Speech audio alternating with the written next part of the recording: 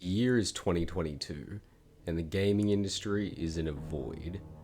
Every big budget game that comes out is terrible, and every single game is trying to jump on some dumb internet trend. Good games are taking longer and longer to come out. Most games nowadays release in completely broken states, and multiplayer games rule the entire world. GG. Jeez. Can you stop saying GG? It's like. Where's my pillow? It's Where's fine. my pillow? Where's my. But let me take you back to a simpler time in gaming. This is known as the 90s, and it was fucking weird. Clothing was strange, pop culture was strange, it was a different time period. Will Smith was still known as the Fresh Prince, and 50 Cent hadn't been convicted of murder. It was a simpler time. There was no Jeff Bezos, and Nintendo ruled the gaming market.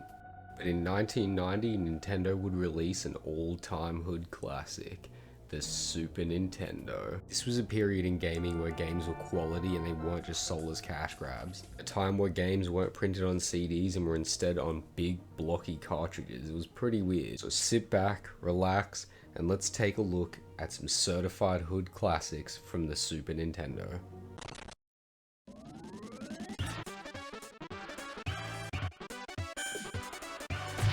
Alright, we're starting off going guns blazing in this bitch. This one is an all-time certified hood classic, Turtles in Time. This game is amazing. The premise is pretty simple. You and a friend pick a Ninja Turtle, you jump in and just start fighting and killing things, and you go through different colored levels. The problem is, I didn't actually have any friends, so for me this was a solo experience.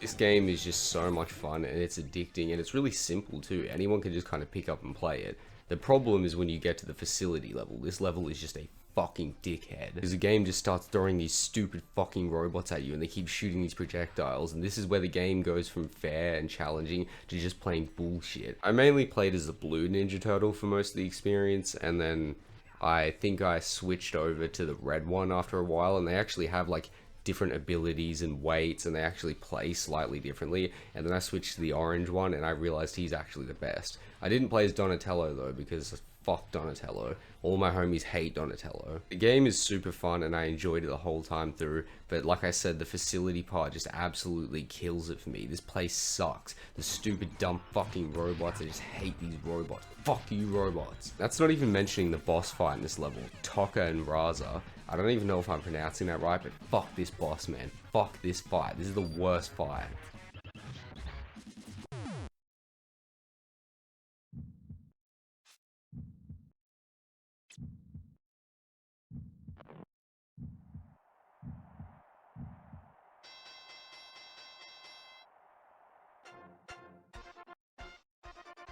Super Punch Out is a certified hood classic. I was having the best time. This is an old school boxing game, and it is actually surprisingly complex, to be honest. I knocked out the old guy, and then I knocked out the fat guy, and I was having like a blast learning the controls. It was so fun. And then they made me fight a black guy, and I got destroyed, and then I stopped playing the game.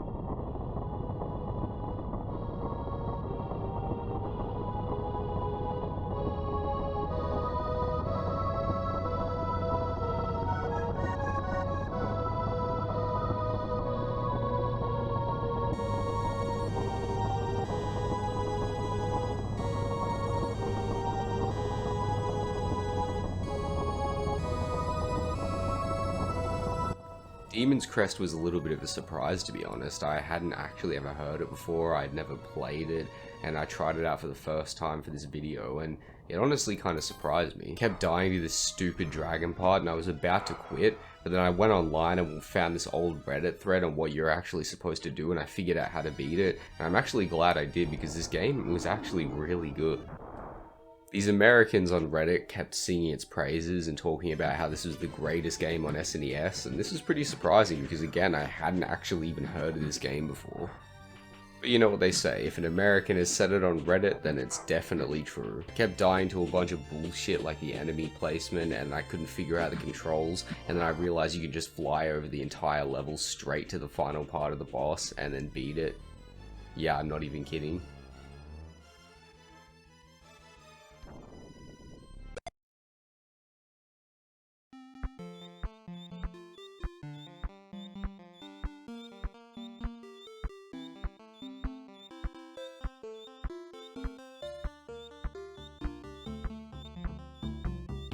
Donkey Kong Country isn't just a certified hood classic, this is straight up hood royalty. I'd even go as far as to say that this may even go into GOAT status. We are talking hood GOAT status, I'm telling you guys. This has to be like my favorite monkey game ever. This is the best monkey game. There are so many bananas. The game is so big and there are so many different detailed and amazing levels to play through, all with even greater soundtracks to back them up. This game is platforming perfection. The jumps are so precise, the monkeys have different weight to them. Diddy Kong is a lighter monkey, you break the barrel to like get him, and he can jump slightly higher. There's caves, jungles, and even amazing underwater levels with beautiful soundtracks.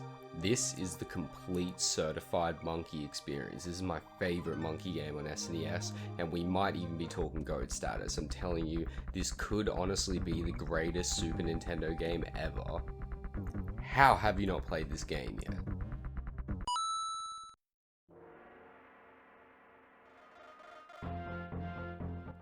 How could I not jump into Mortal Kombat 1? This is an all-time hood classic and I am absolutely terrible at it. In this game, you choose between a red or blue ninja and then you climb a tower of increasingly more difficult enemies. If I had any friends, I'm sure this game would be a lot more fun to play against an actual human. For me though, I had to verse the computer, and that was fine until I got up to Kano.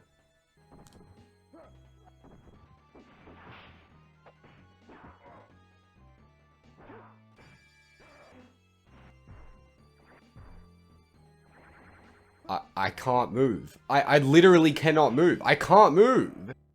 Kano wins. Dickhead Kano.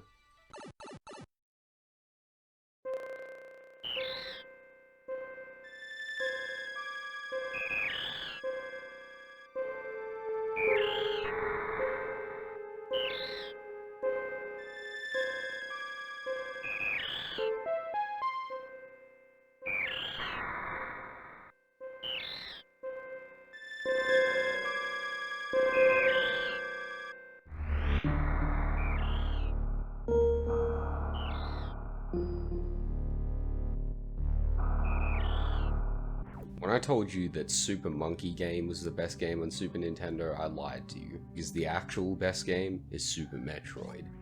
Metroid has a creepy atmosphere, and this game actually captures a certain vibe that you just don't get from other Super Nintendo games. Out of the games I chose to showcase today, this was the one I easily spent the most amount of time playing. You get so caught up in the world, the atmosphere, the different enemies, all the different locations. Sometimes you're exploring different alien worlds and killing creatures, and other times you're collecting abilities and fighting powerful boss fights. The game can have creepy science fiction type of sound effects, and sometimes it's just somber and quiet and you can only hear Samus's footsteps. Even decades later, science fiction games are still trying to rip off and create the kind of atmosphere that Super Metroid can create. In my opinion, the opinion of someone with less than 50 subscribers, I'm telling you, this is the gold standard for Super Nintendo games, and this is a hood classic of the highest caliber.